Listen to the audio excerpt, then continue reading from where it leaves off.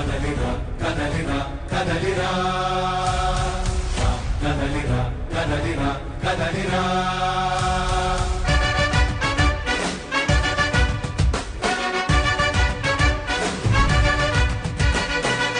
కదలిరా కదలిరా పిలుపు కాదు తెలుగుదేశ శంఖారావమురా కదలిరా కదలిరా రాతి యుగాన్ని వదిలి స్వర్ణ యుగం వైపు రారా జగనూడల మర్రి మన మెడలెక్కి కూర్చుంది. పల్నాడులో లక్షల ఆస్తులు మనం అమ్మినా కొన్న తెల్లగాయతం మీద రాసుకుని దాన్ని గౌరవించిన సంస్కృతి ఈ పల్నాడు ప్రజలది.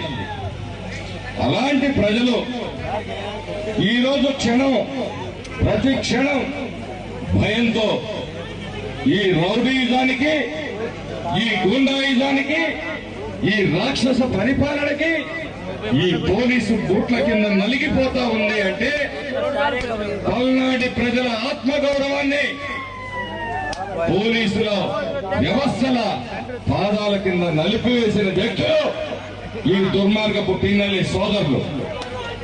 గ్రామాల్లో నీళ్లు ఇవ్వలేదు కానీ మరి తమ్ముడేమో బెల్ట్ షాపులన్నీ ఆయనే నడుపుతాడు. మాచర్లలో వైన్ షాపుల్లో క్వాలిటీ లెక్కర్ దొరకదు. వీళ్ళకి శవాల మీద రాజకీయాలు చేయటం, సానుభూతి రాజకీయాలు చేయటం ఈరోజు మొదటి నుంచి వీళ్ళకి అవసరం అలవాటే. ఆ రోజు రాజశేఖర రెడ్డి గారు చనిపోయినప్పుడు నేను అనాథనని చెప్పి ఏడుపులు ఏడిశాడు.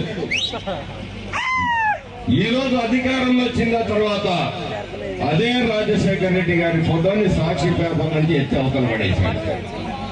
ఆ రోజు సానుభూతి కోసం తల్లిని గౌరవ అధ్యక్షురాలుగా పార్టీకి పెట్టుకున్నాడు. ఈ రోజు తల్లిని ఎత్తేశాడు. ఆ రోజు కోడికత్తి డ్రామా ఆడాడు. అది మట్టమైంది. ఈ రోజు వివేకానంద రెడ్డిని హత్య చేశారు.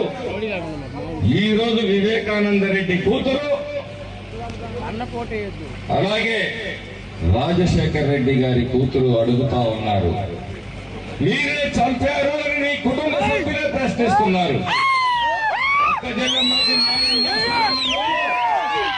ముందు మీ కుటుంబ సభ్యులు అక్కజెల్లెమ్మకు న్యాయం చేయి. అధికారం కోసం, డబ్బు కోసం ఎంతటికైనా నీచానికైనా దిగజారే పార్టీ ఈ వైసీపీ పార్టీ, ఈ జగన్మోహన్ రెడ్డి, ఈ పిన్నెల్లి సోదరులు.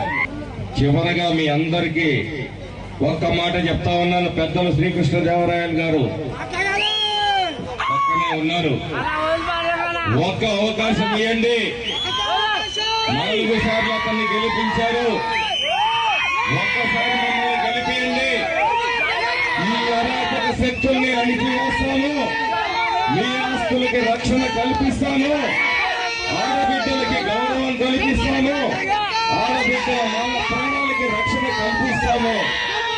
ఎస్సీ, బీసీ, మైనారిటీ వర్గాలకి ముందుకు తీసుకెళ్తాము.